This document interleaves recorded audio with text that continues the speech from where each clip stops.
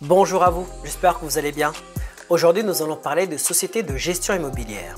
C'est un sujet qui me tient très à cœur car j'ai réalisé qu'il y a beaucoup de personnes qui n'investissent pas en immobilier à cause de leurs freins, comme la peur d'être réveillé à 4 heures du matin par l'appel d'un locataire, ou alors d'être dérangé par un appel au travail ou pendant les vacances. Mais ça n'a pas à se passer comme ça. Aujourd'hui, je vais vous enlever cette peur définitivement. Restez jusqu'au bout car je vais vous donner les options, combien ça coûte, avantages et inconvénients. C'est parti! Bienvenue sur ma chaîne. Pour ceux qui ne me connaissent pas, mon nom est Julio. Je suis un expatrié vivant au Canada. Je suis un investisseur en immobilier cotant 16 appartements répartis au Québec, de Gatineau jusqu'à Montréal. Dans mon parcours, j'ai eu la chance d'être conseillé par des investisseurs accomplis, les meilleurs agents immobiliers, d'excellents banquiers et plein d'autres acteurs qui ont contribué à ma réussite. Ce que je vous propose ici, c'est de vous partager mon aventure en ce qui concerne mes débuts, ma situation actuelle et mes projets à venir. Vous pourrez ainsi bénéficier de ce savoir que j'ai développé pour simplifier l'immobilier, ne plus en avoir peur et éviter les pièges tout en prenant en main votre indépendance financière. Cliquez sur pouce bleu, abonnez-vous à la chaîne et activez la cloche de notification pour ne rien manquer de ces vidéos qui vous apporteront du très bon contenu orienté mindset immobilier. La société de gestion immobilière, c'est quoi? C'est une entreprise qui a pour but de gérer vos bâtiments de A à Z. Qu'est-ce qu'ils font pour vous? Ils collectent les loyers pour vous au début du mois. Ils sont en contact avec les locataires pour toute question par téléphone ou par courriel. Ils gèrent tous les entretiens et les réparations et s'occupent d'appeler les professionnels et s'assurent du bon déroulement des tâches. Ils assurent le maintien du bâtiment. Ils font les augmentations de loyer, recherche de nouveaux locataires. Ils font aussi des avis d'expulsion en cas de non-paiement si nécessaire. La liste est longue et varie en fonction des entreprises, mais en gros, vous pouvez dormir tranquille. Alors, ça coûte combien? Ceci varie en fonction de la société. En général, c'est entre 5 et 8% du revenu brut du bâtiment. Admettons que vous avez un duplex pour lequel vous percevez des loyers de 1000 $. Alors, vous devrez payer entre 50 et 80 $ par mois. S'il s'occupe de vous trouver un locataire, alors il y a aussi un coût lié à cette prestation. Il y a des sociétés qui vous font payer une seule fois le prix du loyer, ou alors 70% du loyer, ou encore, j'ai vu, 50% du loyer. Un coût à ne pas oublier ici, c'est celui de l'exercice. En effet, s'ils font appel à un électricien ou à un plombier, il faut bien sûr payer ces professionnels au niveau de la main-d'œuvre et des pièces. Ceci ne fait pas partie des charges que je vous ai mentionnées au préalable. Il faut donc les payer à la fin des travaux ou à la fin du mois au moment de la facturation. Donc, c'est qui? Une société de gestion immobilière est une entreprise que vous pouvez trouver simplement sur Internet. Mais il peut y avoir aussi un substitut, qu'on appelle un superintendant.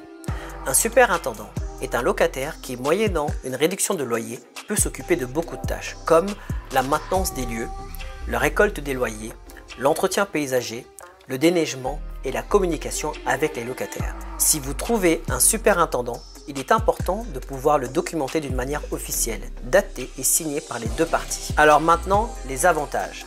Avantage numéro 1. La société de gestion immobilière a non seulement plus de réactivité, mais remarque des choses que nous n'aurions pas remarquées. Exemple, l'eau qui coule sans cesse qui cause des dégâts. Ou alors, faire l'augmentation de loyer juste à temps. Payer un peu plus cher une société de gestion, c'est mieux si ça permet de sécuriser son achat. C'est très important. Avantage numéro 2, ils connaissent bien la réglementation immobilière. En effet, ils seront très efficaces pour gérer les documents administratifs ou alors en cas de litige avec un locataire. Avantage numéro 3, vous avez enfin la tranquillité d'esprit. Vous savez que la société de gestion immobilière s'occupe de tout. Avantage numéro 4, ceci vous permet d'agrandir votre parc immobilier. En effet, si vous êtes toujours en train de répondre aux appels, répondre aux courriels, faire la communication, faire la maintenance, à quel moment avez-vous le temps de prendre du recul et de faire des recherches de nouveaux logements ou simplement de nouveaux projets? Et maintenant, les inconvénients. Inconvénient numéro 1. Vous devez quand même gérer une société de gestion immobilière. En effet, quand vous venez de signer avec une société, vous voulez quand même leur faire confiance et pas laisser les clés au premier venu. Vous voulez donc vous assurer qu'ils respectent la réglementation et respectent vos principes ou vos valeurs avec les locataires. Inconvénient numéro 2. Il y a beaucoup de sociétés de gestion immobilière, mais il est assez difficile d'en trouver une adaptée en fonction de sa taille, de sa communication et de ses valeurs.